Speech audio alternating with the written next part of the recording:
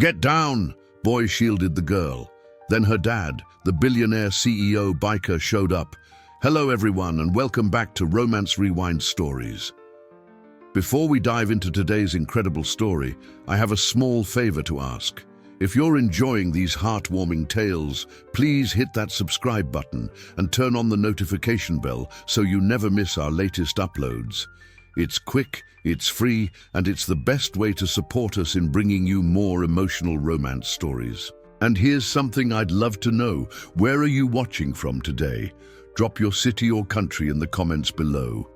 I always enjoy seeing our amazing community from around the world. Oh, and if this story touches your heart, don't forget to hit the like button. It really helps us grow and reach more people who love these kinds of tales. Now let's get into today's story. Get down. Boy shielded the girl. Then her dad, the billionaire CEO biker, showed up.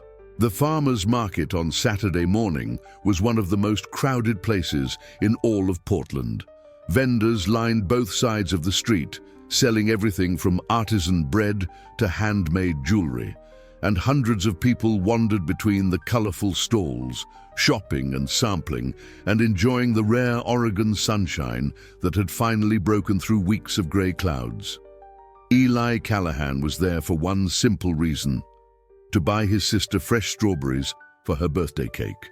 He was 26, a construction worker with calloused hands and an easy, disarming smile, and he'd almost finished his rounds when the vendor directly in front of him accidentally knocked over a large metal display rack filled with mason jars.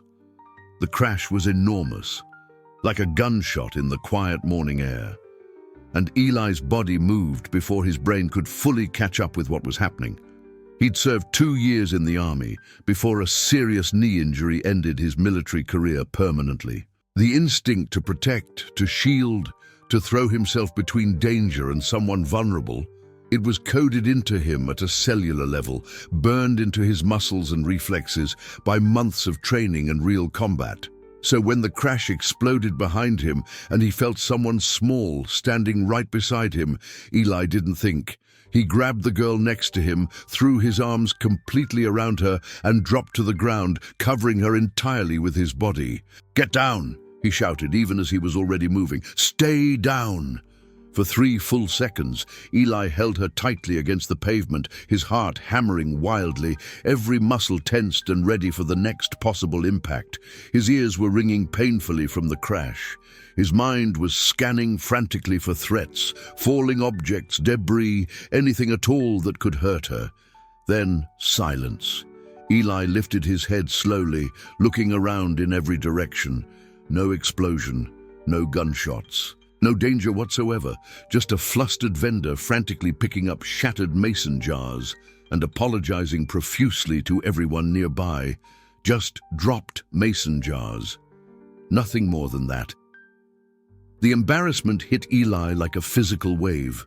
He looked down at the girl he'd tackled, a young woman, probably right around his age, with auburn hair that was now completely covered in dust from the pavement, wide green eyes staring up at him in shock, and an expression that was caught somewhere between genuine terror and pure confusion.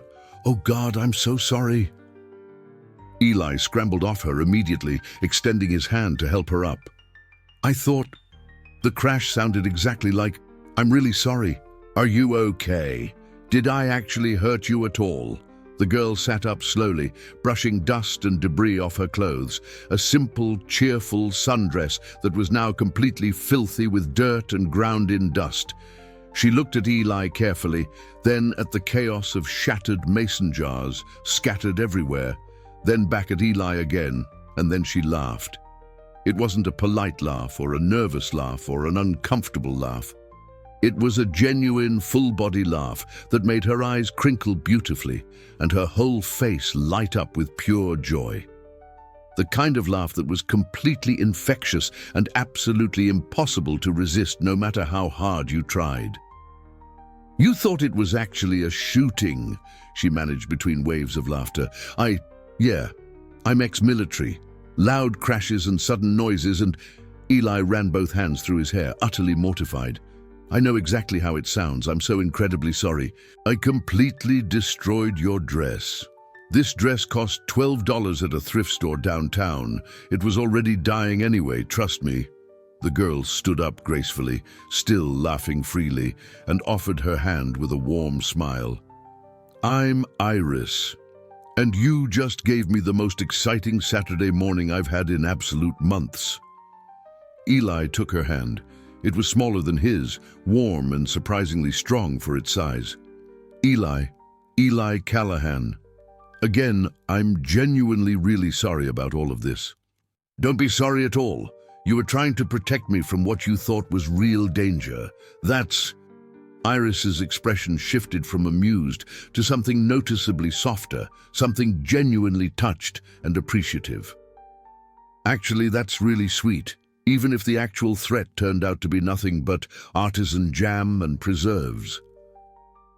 Eli looked at the mess of shattered jars spread across the ground and realized most of them had indeed been filled with various artisan jams and fruit preserves. Artisan jam. I literally tackled you to the ground because of artisan jam. The most dangerous kind, obviously. Iris was grinning widely now, and Eli found himself smiling back, despite the embarrassment still burning his ears bright red. "Let me buy you a coffee," Eli said with a sheepish but genuine smile. "As an official peace offering for destroying your $12 dress and completely scaring the life out of you." I wasn't scared at all, actually. I was genuinely impressed by the whole thing. But yes, coffee sounds absolutely amazing right now. They found a small cafe at the edge of the bustling market and settled comfortably at an outdoor table with their drinks warming their hands. In the bright daylight, away from the chaos of the market, Eli could really look at Iris properly for the first time. She was beautiful, not in a polished magazine way, but in a real, alive, genuinely sparkling kind of way that felt completely natural. Her auburn hair was still dusty from the pavement, and there was a small smudge of dirt on her cheek that she clearly hadn't noticed yet. Her green eyes were bright and intelligent, and her smile came so easily, like happiness was simply her natural default state of being. "So, ex-military," Iris said, wrapping both hands around her coffee cup. "What branch did you serve in?" "Army. 2 years total. I was supposed to do a full 4-year tour, but I blew out my knee pretty badly during a deployment overseas. They sent me home early after surgery." "Are you okay now? The knee, I mean. Is it still giving you trouble?" "Mostly fine these days. It aches pretty badly when it rains, which in Oregon means basically every single day. But I managed just fine overall. I'm in construction now, less exciting than the Army. But the biggest advantage is that absolutely nobody shoots at me. Small victories indeed." "Exactly." Eli took a sip of his coffee. "What about you?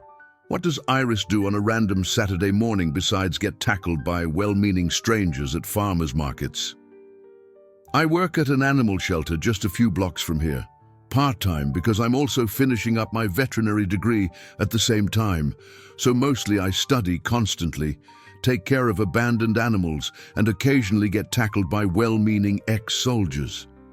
Iris smiled warmly. "It's a very glamorous life, as you can probably imagine." They talked for 2 full hours, without noticing the time passing at all, about everything and nothing in particular, about their childhoods, their dreams, their favorite movies and worst guilty pleasures. Iris was easy to talk to in a way Eli hadn't experienced with anyone in years. She was funny and sharp and completely unpretentious about everything. She asked real questions and actually listened carefully to the answers with genuine interest. When they finally said goodbye at the edge of the market, Eli asked for her number. "I promise I won't tackle you again, unless there's another mason jar incident, of course.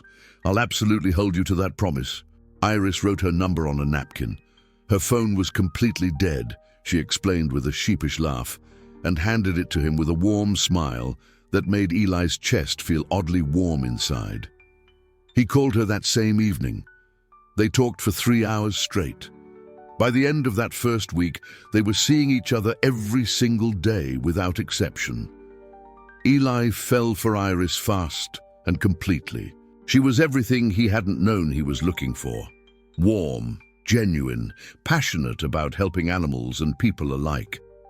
She volunteered at the shelter on weekends without fail and spent her limited free time fostering rescue dogs in her small apartment. She drove a beat-up Subaru that she'd painted herself, badly but enthusiastically, with flowers and butterflies, and she laughed at her own terrible cooking with the same infectious enthusiasm she brought to everything else in her life. She was, in Eli's completely honest opinion, absolutely perfect in every way. What Eli didn't know about Iris was her last name. She'd introduced herself simply as Iris that first day at the farmer's market, and in the weeks that followed, her surname never came up naturally in any of their conversations. They talked about everything else freely. Their families in general terms, their backgrounds, their hopes for the future. But Iris deflected specific questions about her father with casual ease that Eli didn't think twice about at the time. "My dad is complicated," she said once when Eli asked about her family. "He's not a bad person at all. He's just a lot, honestly. We're incredibly close, but he's not exactly the type to come to Sunday dinner and make comfortable small talk with strangers. That's perfectly okay. My dad left when I was 8 years old, so complicated family dynamics are kind of my specialty at this point in life." Iris smiled warmly at that, but something flickered briefly in her green eyes that Eli couldn't quite read or understand. 3 weeks into their relationship, Iris invited Eli to meet her father for the first time. "Are you sure about this?" Eli asked carefully. "You said he was complicated." "He is, but he wants to meet you." And Eli... Iris took both his hands firmly in hers, her expression unusually serious. "I need you to understand something important before we go there. My dad looks intimidating. He's big and he's loud and he doesn't smile easily for people. But underneath all of that exterior, he's a genuinely good man. He just doesn't let many people see that softer side of him. I've dealt with intimidating people before. Military, remember? 2 years of it. This is somehow different." Iris hesitated, carefully choosing her next words. "Just promise me you'll give him a real chance. See past the surface to who he actually is. Can you do that for me?" "I promise. Absolutely, without question." The address Iris gave him led to a sprawling property outside Portland that made Eli's eyebrows rise involuntarily. It wasn't exactly a mansion, but it was a large, clearly impressive estate set well back from the road, surrounded by towering old-growth trees and a heavy security gate that required a code to enter. The kind of property that suggested very serious money behind it. "Iris, I know exactly what it looks like. I know it doesn't match the $12 thrift store dresses and the painted Subaru at all. But this is my dad's place. I actually grew up here." When they walked through the heavy front door together, Eli's first impression was of rich leather and polished chrome, and an uncomfortable amount of motorcycle memorabilia covering nearly every wall. Harley-Davidson logos everywhere, vintage motorcycle helmets mounted proudly on display shelves, framed photographs of men on motorcycles at various rallies and events spanning decades. And then he saw the man himself standing there waiting. Marcus Vane stood in the center of the living room like he owned the entire world, which Eli would soon learn he essentially did. He was massive, 6'4", easily 240 pounds of solid muscle and commanding presence. His arms were covered in intricate, detailed tattoos that disappeared under the sleeves of a fitted black shirt. His hair was silver-streaked and pulled back neatly.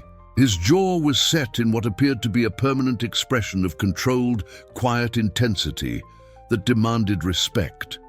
He looked exactly like what he was, the vice president of one of the most well-known and respected motorcycle clubs in the entire Pacific Northwest.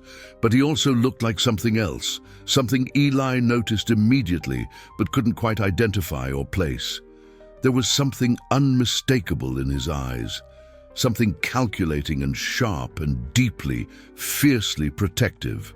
"Dad, this is Eli," Iris said, squeezing Eli's hand reassuringly. "Eli, this is my father, Marcus Vane." Marcus looked at Eli the way a lion looks at something it hasn't quite decided whether to eat or simply ignore entirely. His gaze traveled deliberately from Eli's face to his calloused hands to his worn boots and back again, carefully assessing everything about him in roughly 3 seconds flat.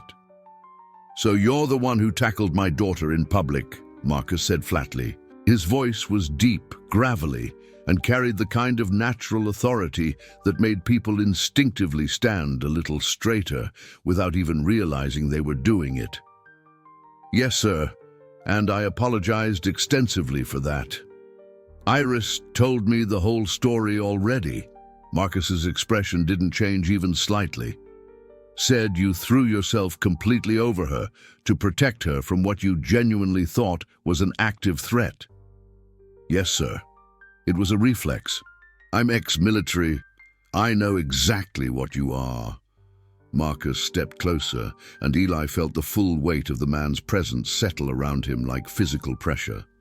"I looked you up thoroughly. 2 years Army. Honorable discharge after a serious knee injury sustained in Afghanistan. Completely clean record, no criminal history whatsoever. Excellent reputation at your construction company. Your foreman says you're the most reliable and hard-working employee he's ever had in 15 years of running that crew." Eli blinked. "You looked me up? You're dating my daughter. Of course I looked you up." Marcus studied him for another long, uncomfortable moment. Then, completely unexpectedly, the corner of his mouth twitched upward. Not quite a full smile, but undeniably close to one. "Sit down. Dinner will be ready in about an hour." Dinner was an experience Eli would remember vividly for the rest of his entire life. Marcus had cooked, and cooked remarkably well, which was the first genuine surprise of the evening. A beautifully prepared Italian meal with homemade pasta and fresh bread, and a sauce that had clearly simmered for hours. The second surprise was that Marcus Vane, vice president of a motorcycle club, was also the CEO of Vane Industries, a company that manufactured high-end motorcycle parts and had expanded significantly into broader automotive engineering over the past decade. "The club it's a brotherhood," Marcus explained when Eli carefully asked about it over dessert. "Has been since my father's time, actually. We're not what the movies and television make us out to be. We do charity rides every year, fundraisers for veterans' hospitals, community outreach.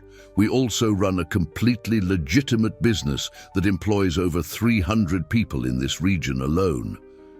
"That's genuinely impressive," Eli said sincerely, and meant every word. Marcus studied him again with those sharp, penetrating eyes. Most people who hear motorcycle club vice president immediately assume the absolute worst possible things. You didn't do that at all. "I spent 2 years in the Army, Marcus. I learned pretty quickly that the world isn't black and white. People are complicated, and judging them before you actually get to know them is usually a serious mistake." Something shifted visibly in Marcus's expression, a genuine flicker of deep respect that clearly hadn't been there before. "Iris was right about you." "What exactly did she say?"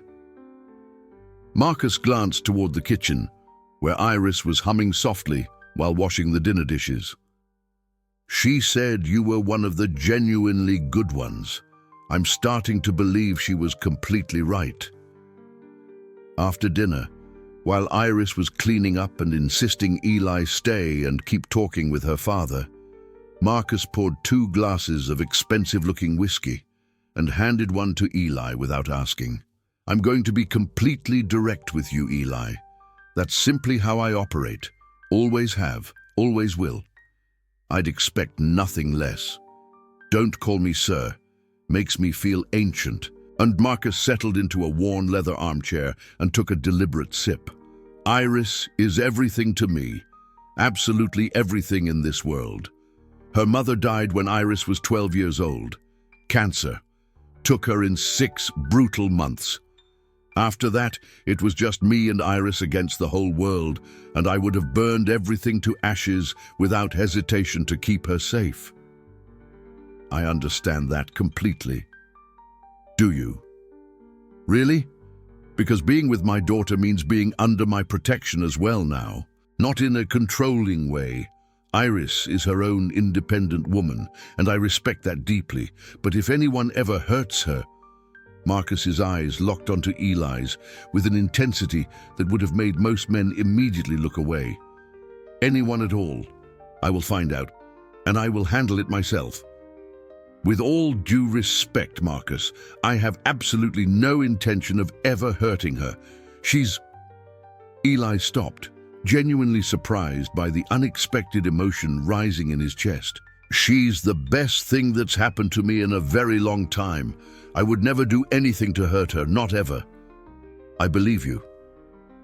Marcus said it simply, directly, without any unnecessary drama. But I needed to hear you say it out loud. They sat in surprisingly comfortable silence for a long moment, two men who understood loss and protection and the fierce, all-consuming love that came with both experiences. One more thing, Marcus said eventually. Iris doesn't know the full financial extent of what Vane Industries is worth. She knows we're successful. She doesn't know we're worth approximately $4 billion. Eli's whiskey glass froze halfway to his mouth. 4 billion? She doesn't care about money. Never has. Gets that directly from her mother. Marcus smiled. A real, genuine smile this time. Warm and tinged with unmistakable sadness. I keep the financial details quiet because Iris values her independence enormously. She wants to earn her own way. I'm telling you because if this relationship becomes serious, and I strongly suspect it will, you deserve to know exactly what you're getting into. Does the money change anything for you? About me? Marcus looked at him with something that was unmistakably approval. Not even slightly. What matters is how you treat my daughter, and from everything I've seen, you treat her like she genuinely matters. That's all I have ever wanted for her. Eli and Iris got married exactly 1 year later. The wedding was held on the Vane estate, in a garden Iris had transformed with wildflowers. Half the guests were bikers, leather-clad, tattooed, and surprisingly emotional during the vows. The other half were Eli's construction crew and military buddies, equally rough and equally moved. Marcus walked Iris down the aisle, looking more handsome and more human than Eli had ever seen him. When he handed his daughter over, Marcus leaned close and whispered, "Take care of her, son." "With everything I have," Eli promised, "always." Marcus nodded once, a gesture carrying more weight than 1,000 words, and took his seat. During the reception, Iris wrapped her arms around Eli at the bar. "My dad actually smiled today, genuinely smiled. Do you know how rare that is? I think I earned it. He told me you're the first person he's ever fully trusted with me." Iris turned him around. "Eli, I need to tell you something. About my dad's company. About how much money. I already know. Marcus told me himself. $4 billion. He told you? Just like that? He said I deserved to know. And Iris, it doesn't change a single thing.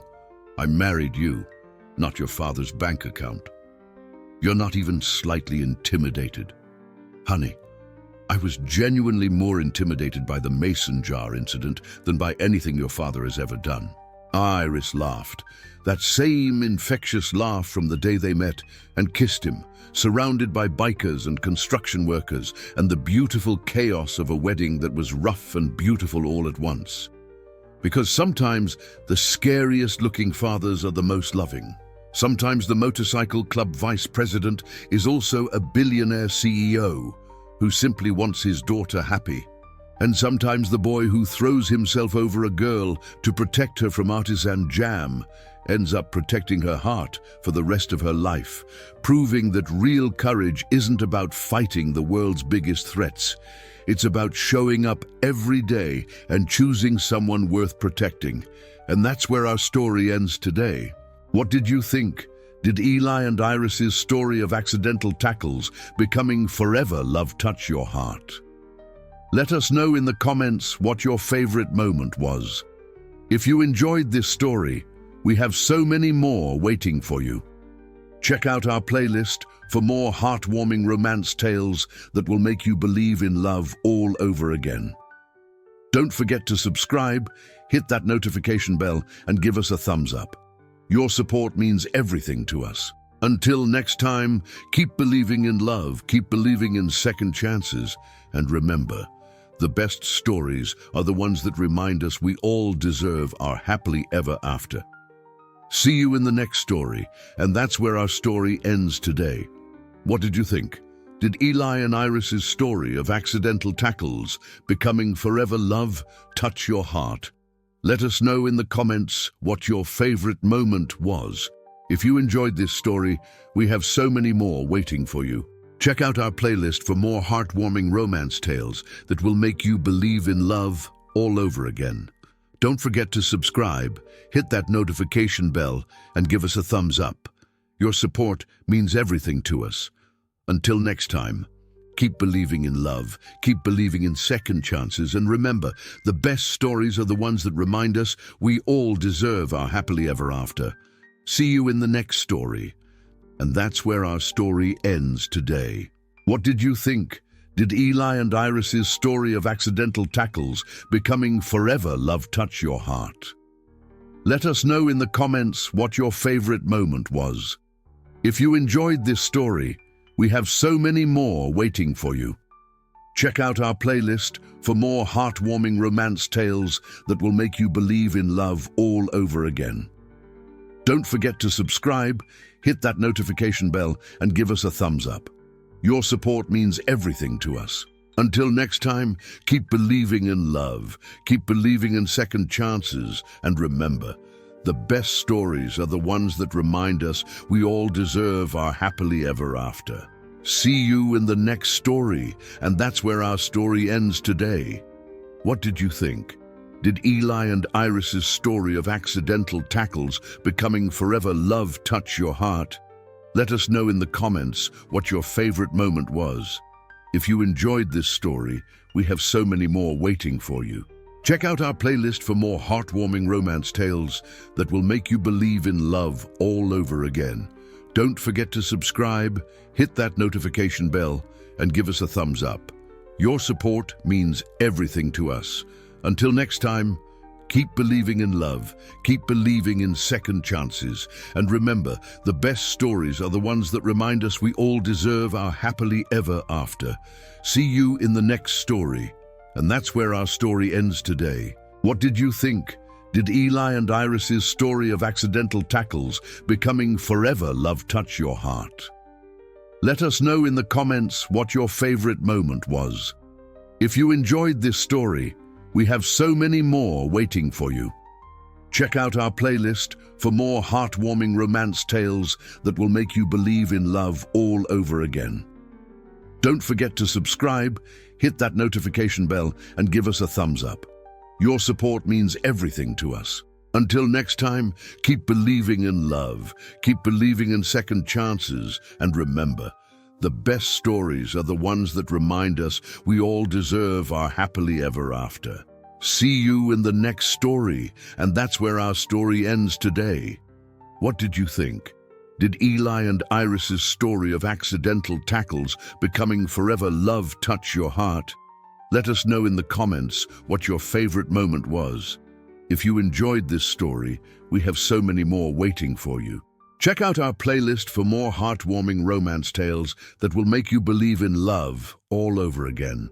Don't forget to subscribe, hit that notification bell, and give us a thumbs up. Your support means everything to us. Until next time, keep believing in love, keep believing in second chances, and remember, the best stories are the ones that remind us we all deserve our happily ever after. See you in the next story, and that's where our story ends today. What did you think? Did Eli and Iris's story of accidental tackles becoming forever love touch your heart? Let us know in the comments what your favorite moment was. If you enjoyed this story, we have so many more waiting for you. Check out our playlist for more heartwarming romance tales that will make you believe in love all over again. Don't forget to subscribe, hit that notification bell, and give us a thumbs up. Your support means everything to us. Until next time, keep believing in love, keep believing in second chances, and remember, the best stories are the ones that remind us we all deserve our happily ever after. See you in the next story.